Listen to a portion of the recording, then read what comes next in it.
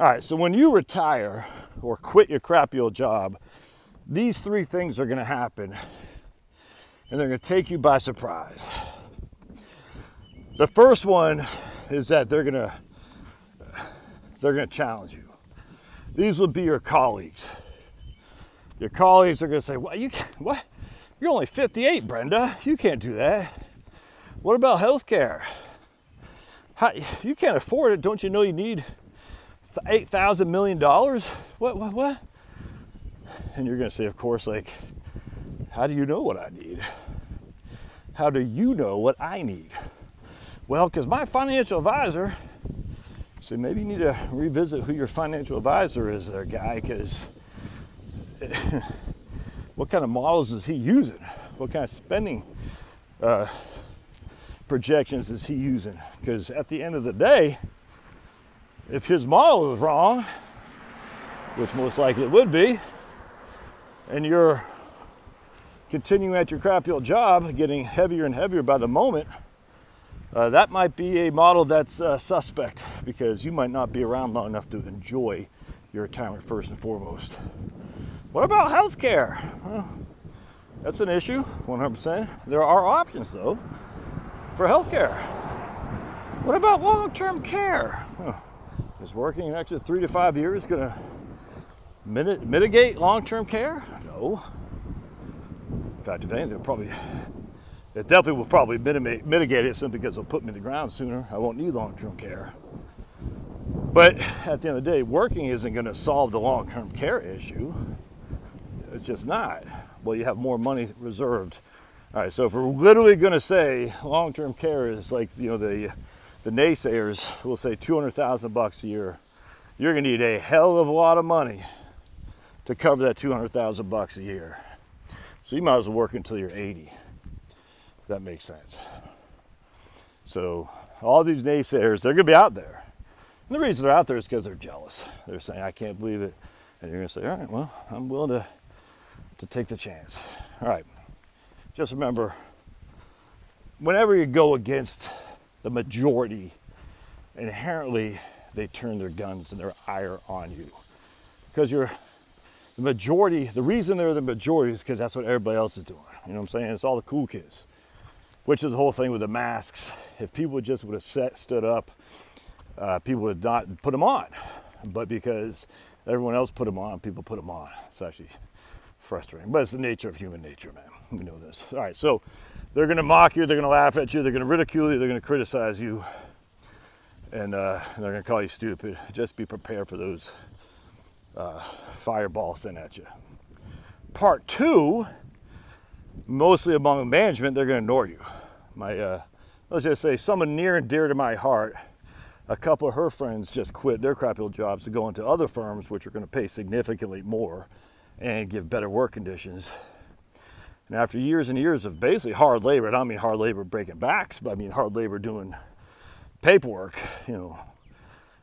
sometimes on the weekends, 16 hours a day during some certain times of the year, the boss had just said, all right, see ya. Make sure you get this work done before you leave. And the people are like, that's it? Yeah. You're persona non grata now. How dare you leave us behind? How dare you? I had a lady when I was working, and it's funny because when I quit, she was pissed off that I quit. She goes, what? Yeah, what? And yet the day before, she was all up my butt for I did something in her eyes that was wrong, and she was like, I don't know, this might not work out. You're not, I can't, but she was like all pissy. I was like, okay. I forgot what I did. I think I actually rescheduled an appointment or something like that, and the client was fine with it. And for some reason, she got all upset by it. I was like really not happy with me. I think I got stuck in the airport on a Sunday afternoon, and or something like that. I wasn't going to get in Monday morning like I anticipated for the appointment. I think that's what it was, because I was flying to the Northeast from Atlanta. Anyway, so she was really upset on that Monday, really not happy with me. And so the next morning, I said, yeah, I'm done here.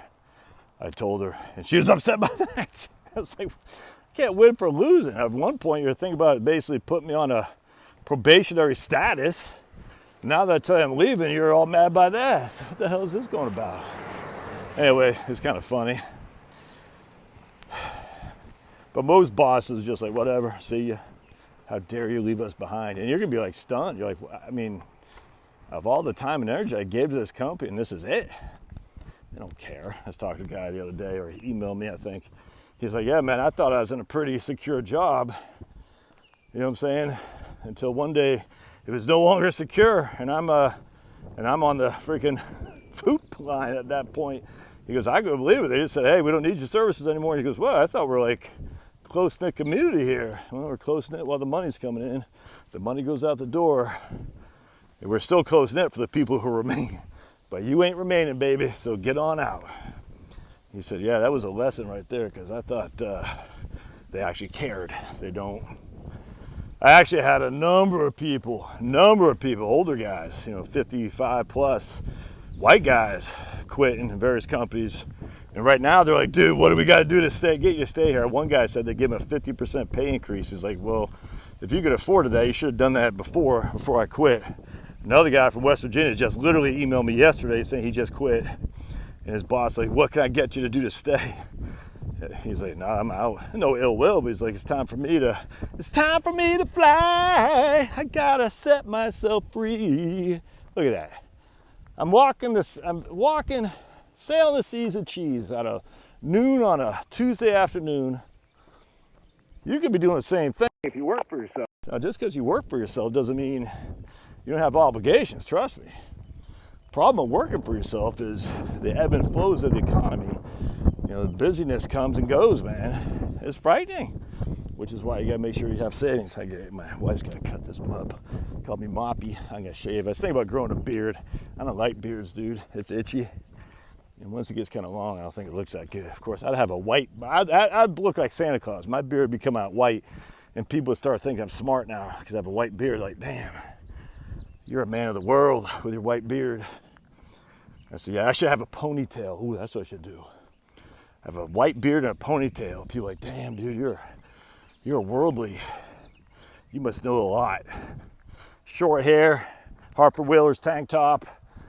People like, oh, this guy doesn't know what he's talking about. Shaved face. You got no experience. He's a typical middle-aged white guy. You got nothing. Oh, a ponytail, white beard. Get a pot belly. People are like, damn, dude, you're smart. Play a mandolin. That's what I should play, a mandolin or harp. And I mean a harp like the old time, like a harp, like a blues harp. Anyway, let's keep going. All right, so that's two things. They're gonna ignore you, they're gonna laugh at you, and they're gonna get angry with you. One of those three things.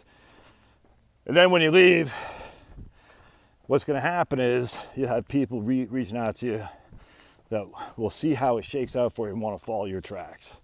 Most likely. Sometimes not. A lot of times they will. They'll say, man, I can't believe you had the guts to do it. And you're going to say, how's it going? And you're going to say, good. You're glad you did it. Should have done it sooner. And then they're going to say, oh, man, maybe you can help me. And you're going to try to help them.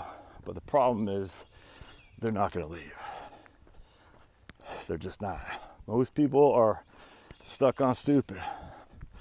The devil they know. It's just that simple, man. The devil they know. And I don't blame them. It's easy to just say, hey, this ain't great, but it could be worse. That's sad. When people are just not happy. God didn't put us in here to be little, freaking, to not follow the parable of the talents. He put us in here to exploit the brain he gave us. And exploitation is not a negative connotation at all. It's to use what he had given you, his talents. And by just doing the same thing over and over, waiting for the future so you can finally hang it up. I mean, look, everyone's circumstance is different. I'm not going to yell at you. I'm just saying, have you actually thought this through, man? Other than listening to some naysayers who don't know what the hell they're talking about. No? All right, something to think about. Love to hear your thoughts. We'll see you.